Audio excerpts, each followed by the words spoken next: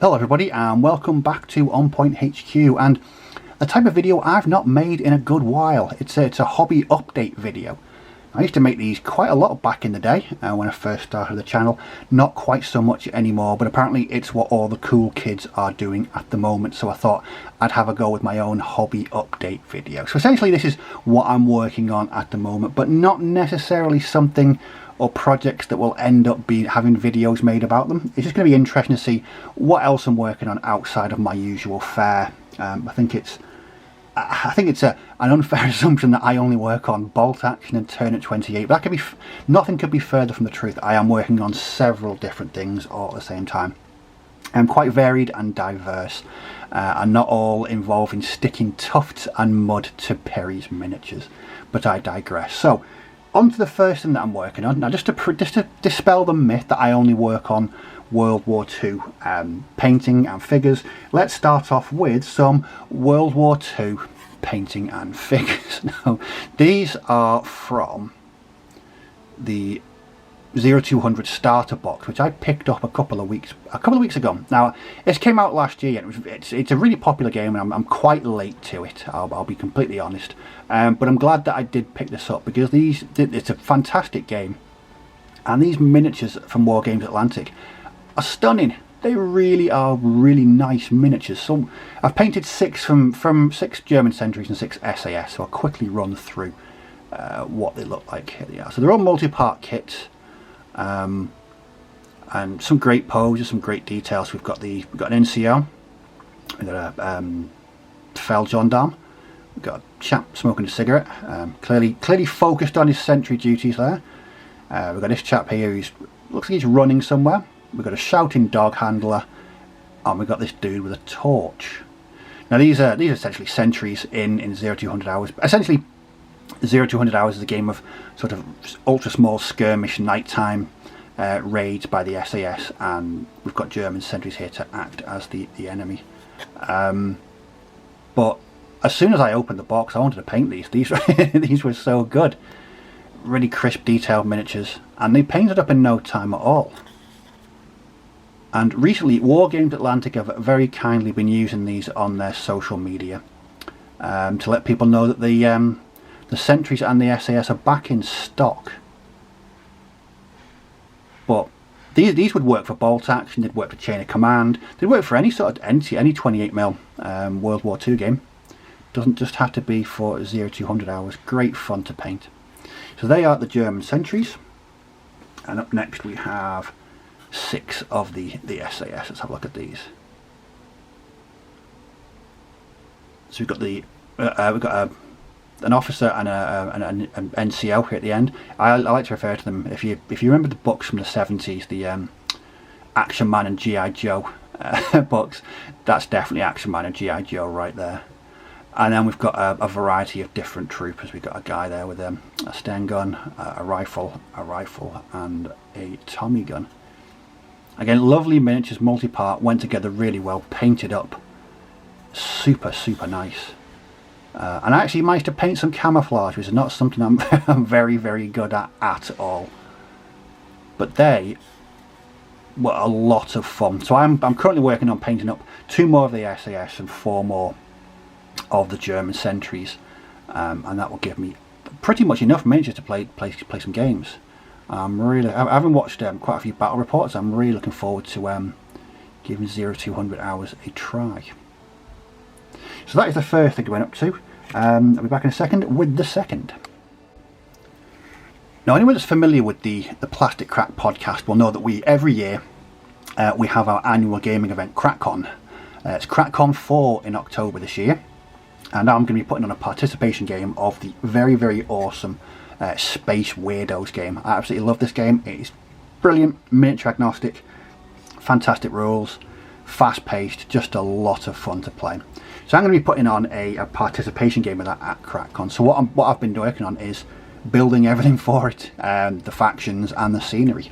So what I've been using is the Stargrave miniatures from North Star, and again, not something you'd ordinarily see me painting up, but these have been a lot of fun to paint. So essentially, each faction, or each warband is comprised of about four figures. So I've been building up four figure warbands for it, and these will be available in the day, or people can bring their own. But I've seen these all knocking around for quite a while, and I've always wanted to try paint them because they look really interesting. And so I picked up a couple of boxes of the crew, the mercenaries, and the military box. And yeah, this is the results. I put them on Necromunda bases. I thought that the Necromunda bases work really well. But they paint up spectacularly, and I've gone for a proper over the top. I mean, people were quite shocked that I was painting things of this nature, this bright. I don't normally dig out the bright paints, let's be honest. So this was a bit of a diversion for me. So that's one, and then we have a second one here. Classic 1950s alien head on the left there. Look at that. And we've got a flamer, some kind of shotgun, and a sniper rifle. But again, really lovely figures to paint. If you're looking for miniatures for a miniatures agnostic sort of sci-fi or apocalyptic war game, you can't go wrong with these. They're brilliant. They loads on the sprue, really detailed, go together, they mix and match, and just really interesting to work on. Again, bright colours. Now the last ones were something of a okay. As soon as I saw these, I think these are in the crew box, the Stargrave crew box. As soon as I saw these, I thought, yeah, that's Han and Greedo, and so I've painted them up as my take on Han Solo and Greedo from obviously from Star Wars. Everyone knows what Han and Greedo are from. But as soon as I saw these, I was like, yeah, I need to paint them up as Han and Greedo. Obviously not 100% accurate, but I think the overall colour scheme is there with them. I think it works quite well. But these, again, something I'm going to insert into Space Weirdos.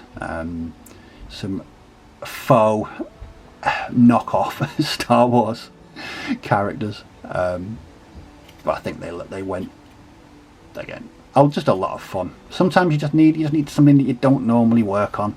Just a bit of a palette cleanser, a bit of a change. There we go. That's not Greedo, and definitely not Han. Now, as I mentioned, with running the participation game of Space Weirdos, I'm doing everything. It's only played in a 2 foot by 2 foot board or mat, so there's lots of scope for scenery.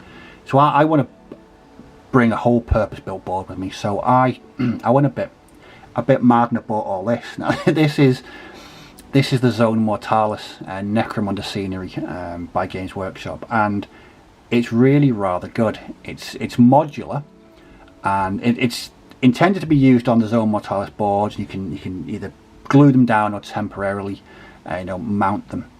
What I've been doing is using them. Let's see if I can zoom out a bit with this. And I've been making modular bits and pieces. So what I can do is they're not too big, not too small. And so I can put all these together and have multi-layered battlegrounds, especially with 2x2. There was more than enough of this in those boxes that I bought. And again,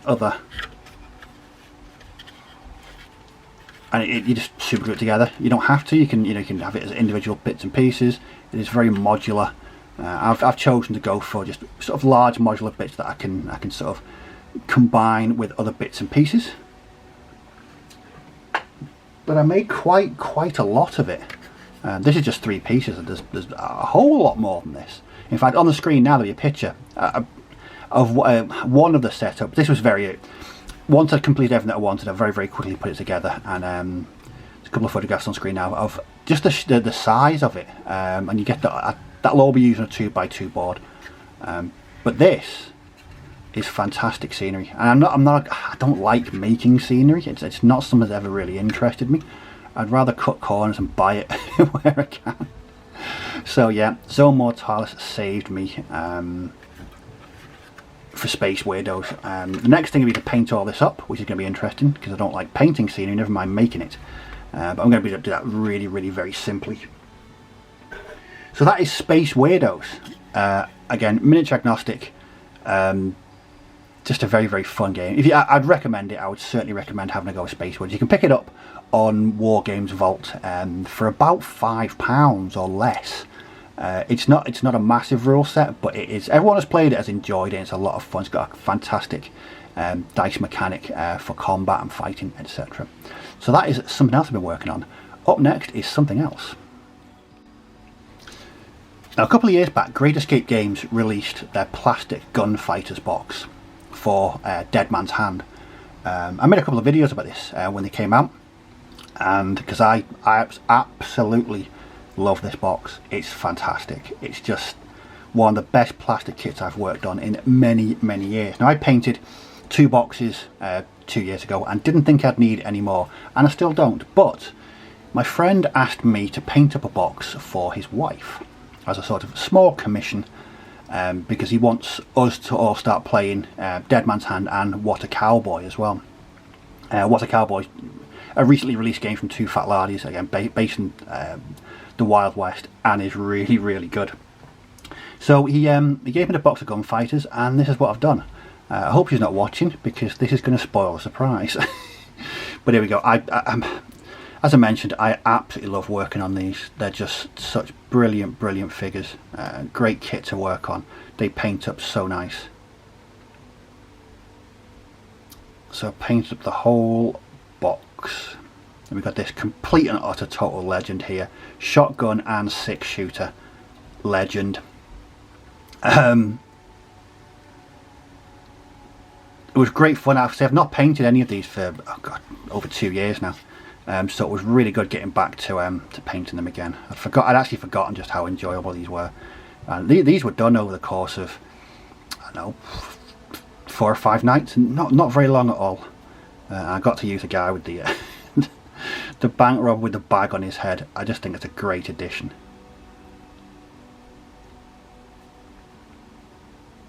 But these, yeah. If you're not into Western gaming, I'd recommend picking up a box of these just for the joy of painting them, because they're just so really enjoyable to paint. Plastic multi-part kits, you cannot go wrong with them.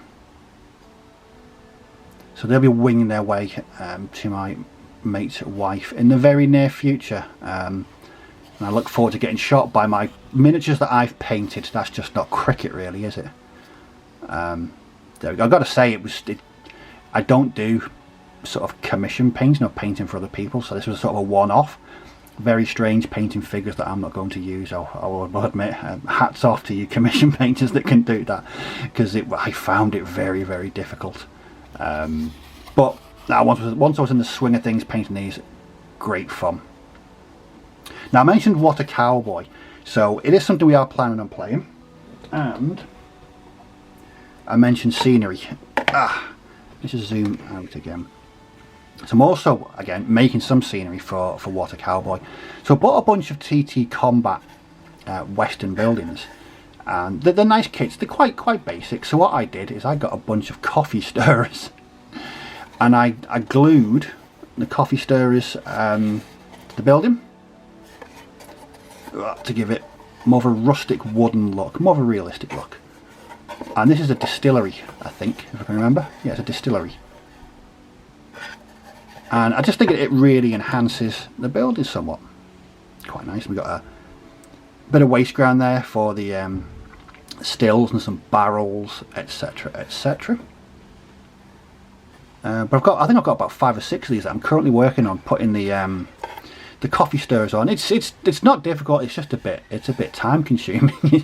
What I'd recommend do is putting a decent Western film on, or a Western documentary in the background, just to really get into the swing of things. But once it's done, I actually painted these with sort of wood stain.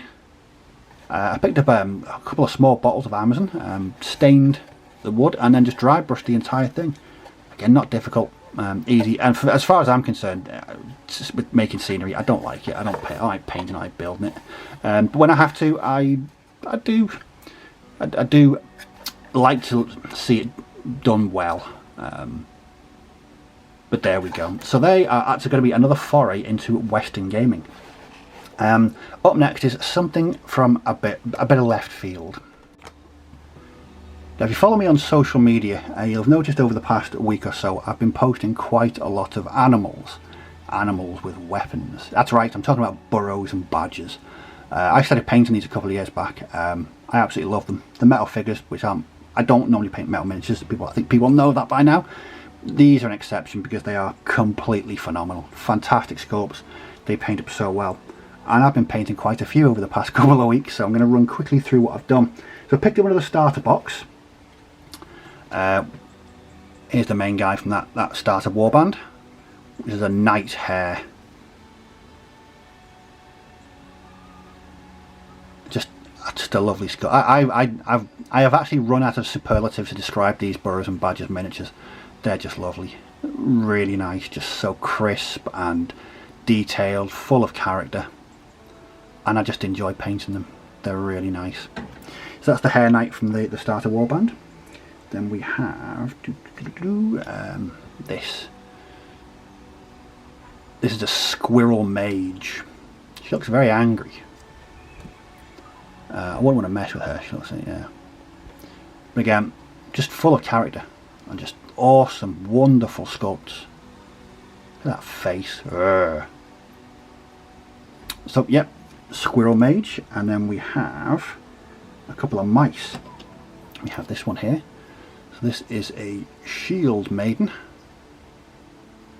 Again, with these, I've gone with the knights. I've gone for a blue. I just like painting blue. I think blue works really well against the armor and the fur. So that's a shield maiden mouse. And then we have this little tiny chappy. Look at the size of him.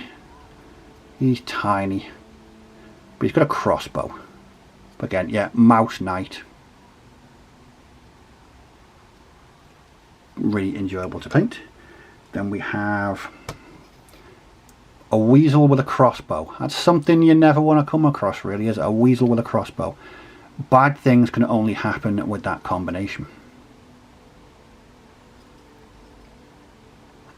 But again, just such a great character figure. And the last figure in that warband is this, which is it's an adder mage. I loved painting this. It was just such loads of detail, and he just looks sly and horrible. And he's got piercings, and I don't know how he's done it. Best not to ask why. But just look at it, just a fantastic miniature. And then once these are done, I put another order in, and I've finished 3 of them as well. So first off, we have this, which is a toad animist. Painting this was brilliant. Really enjoyed it. I've never had to research toad skin before, which was nice. And his arm with a big bone of some kind there, and he's got these pink gribblies which are coming out from behind, or from out of his bag. But again, just look at the character in these figures is brilliant.